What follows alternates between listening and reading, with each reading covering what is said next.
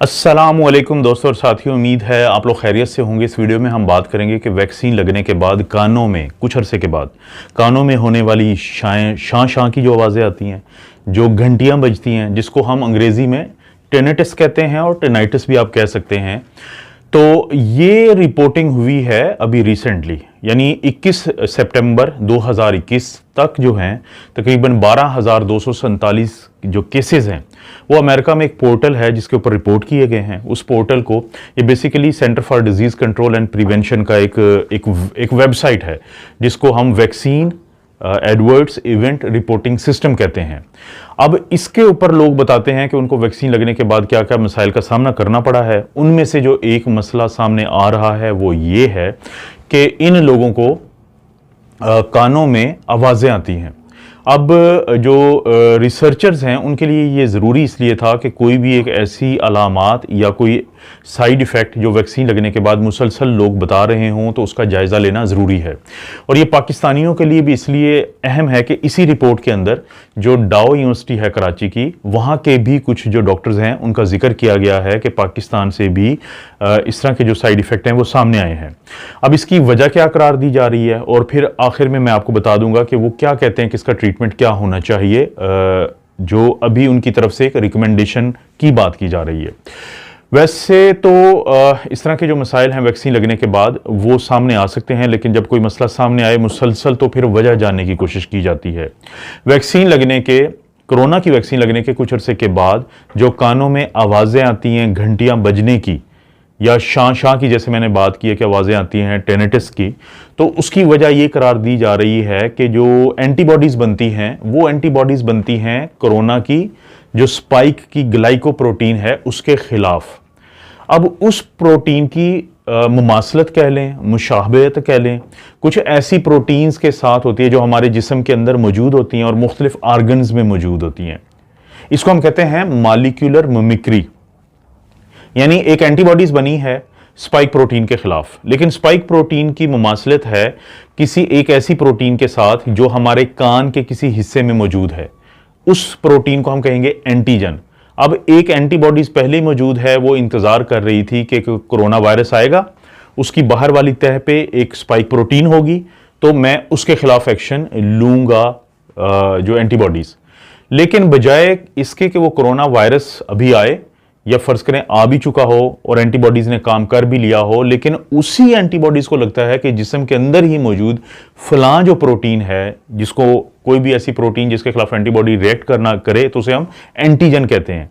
तो वो जो एंटीबॉडीज हमारे जिस्म में बनी थी कोरोना की वैक्सीन लगने के बाद, वो उस एंटीजन के खिलाफ एक्शन में आ जाती हैं और इससे एंटीजन एंटीबॉडी रिएक्शन होता है और इससे इन्फ्लेमेशन होती है, जिसके नतीजे में जो एक बड़ी अलामत पैदा होती है वो टेनेटिस की पैदा होती है, वो कानों में रिंगिंग की होती है। और इसके अलावा भी जाहिर है कि जो सुनने का मसाइल है वो भी जन्म ले सकते हैं। तो इन मरीजों का के फिर मुख्तलिफ किस्म के टेस्ट किए जाते हैं। वो टेस्ट क्या होता है, एक तो क्लिनिकली हम किसी से पहले हिस्ट्री देते हैं कि आपको ये मसला कब से है, कहीं ये तो नहीं कि वैक्सीन लगने से पहले ही कान का कोई मसला था या कोई जेनेटिक इशू था। उसके बाद फिर हम उनको फिजिकली एग्जामिन करते हैं, ओरोस्कोपी ऑटोस्कोपी करते हैं। ऑटो कहते हैं कान को, स्कोपी होता है देखना। एक स्पेक्युलम होता है, उसकी मदद से हम लाइट मार के, आपने अक्सर देखा होगा कि हम कान को थोड़ा सा खींचते हैं, जिस चीज को हम खींचते हैं उसको ऑरिकल कहते हैं या पिन्ना कहते हैं, ये कान का बाहर वाला हिस्सा।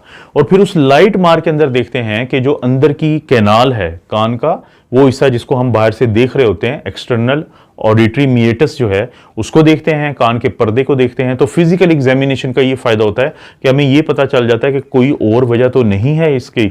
इसके अलावा फिर हम दो टेस्ट करते हैं जिसको वेबर टेस्ट कहते हैं और रिनी टेस्ट कहते हैं। ये हम करते हैं ट्यूनिंग फोर्क की मदद से और इसका मकसद होता है दो चीजों का जानना।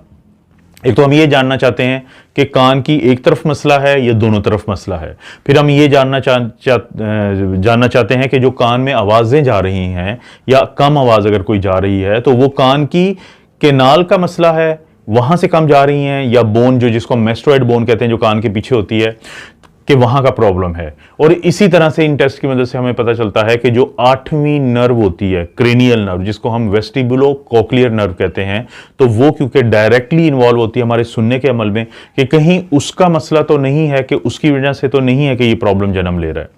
तो इसके अलावा एक और आप अक्सर सुनते रहते हैं कि जो जिनको सुनने के मसाइल का सामना होता है तो उनको ऑडियोलॉजिकल स्टडीज़ या ऑडियोलॉजी की जाती है। ऑडियोलॉजिस्ट आपके शहर में होते हैं कि आप जाते हैं तो ऑडियोमीट्री करते हैं, वो आपका टेस्ट करते हैं जिससे पता चलता है कि आपका जो सुनने का अमल है वो दोनों तरफ मुतासिर है, एक तरफ मुतासिर है और किस हद तक मुतासिर है और किस लेवल पे और कहाँ जाके ये मसला बन रहा है।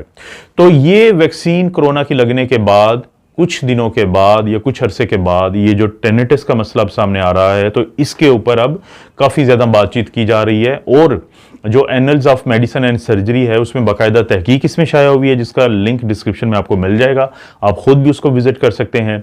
और उसके बाद ट्रीटमेंट, अगरचे पहले भी ये मसला वैक्सीन लगने से पहले लोगों को होता रहता था, मुख्तलिफ किस्म की हम दवाई दे देते थे, लेकिन वैक्सीन एसोसिएटेड या वैक्सीन इंड्यूस्ड टेनिटिस के लिए कहा गया है कि जो स्टीरॉयड्स हैं वो बहुत अच्छा काम करते हैं इन मरीजों में।